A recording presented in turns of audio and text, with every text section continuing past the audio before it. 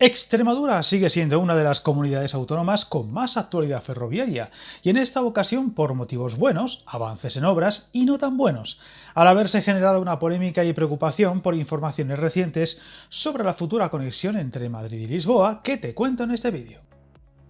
Empezamos por esto último, pues la conexión ferroviaria del norte de Extremadura ha vuelto a situarse en el centro del debate tras una reunión de urgencia celebrada la pasada semana en Plasencia entre la Cámara de Comercio de Cáceres, Pimecom y la Alianza Territorial MSU Norte, entidades que reclaman al Ministerio de Transportes que el futuro tren entre Madrid y Lisboa incluya paradas en Plasencia y Mérida y licitar de forma inmediata las obras de electrificación entre Talayuela y Humanes, además de a la Junta de Extremadura, que acaba de estrenar nuevo gobierno para que despliegue la plataforma logística de Fuentidueñas, actuaciones todas ellas necesarias para el impulso de varios puntos de la comunidad y que en algún caso llevan años de retraso.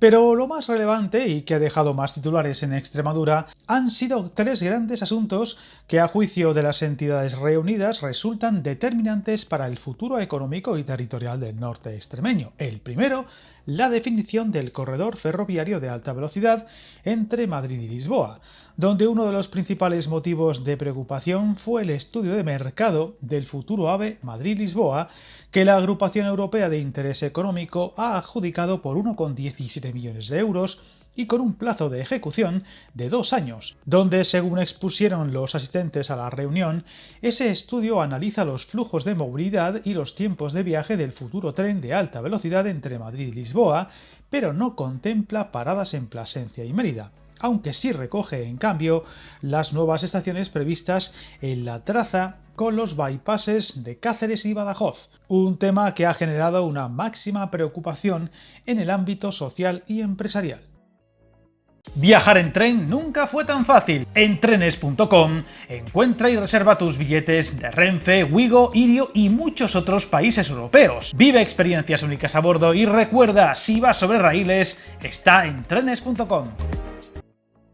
La Alianza considera que se vuelve a dejar fuera las comarcas del norte de Extremadura, con más de 220.000 habitantes, y también a Mérida y su entorno, pese a la relevancia territorial y funcional de ambos lugares, considerando inadmisible que se mantengan al margen las demandas históricas de estas dos áreas urbanas y que se siga priorizando un modelo centrado casi exclusivamente en la velocidad, con trayectos entre Madrid y Lisboa planteados con solo 3 paradas intermedias: Toledo, Cáceres y Badajoz. Si bien, y siguiendo otros ejemplos similares como la ruta Madrid-Barcelona, lo más probable es que el futuro tren entre Madrid y Lisboa tenga servicios sin paradas intermedias, trenes con alguna parada relevante, como las citadas Badajoz, Cáceres, Talavera o Toledo, y en algún caso incluya todas las paradas intermedias. El tiempo lo dirá y decidirán las compañías que den ese futuro servicio en función de las demandas, y como en rutas similares, habrá convivencia de trenes de todo tipo: larga distancia, muy larga distancia, como un Lisboa-Barcelona, y media distancia, como ocurre ahora mismo. A falta de saber esos detalles, al quedar aún bastantes años para verlos hechos realidad, las tres organizaciones reclamaron al Ministerio de Transportes información, transparencia y una rectificación del planteamiento actual para que Plasencia y Mérida figuren en el esquema de paradas del futuro eje ferroviario internacional.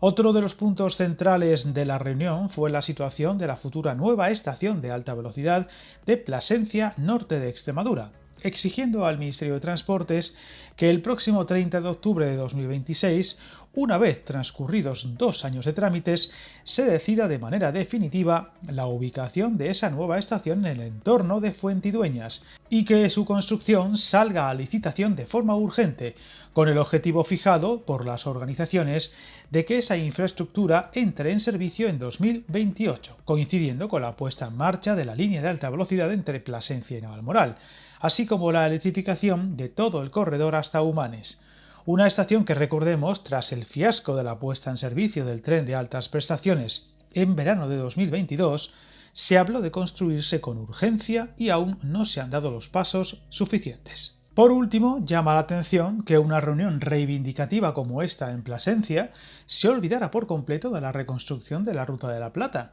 que recordemos recientemente contamos en otro vídeo, su estudio de viabilidad se retrasa hasta el último trimestre del año.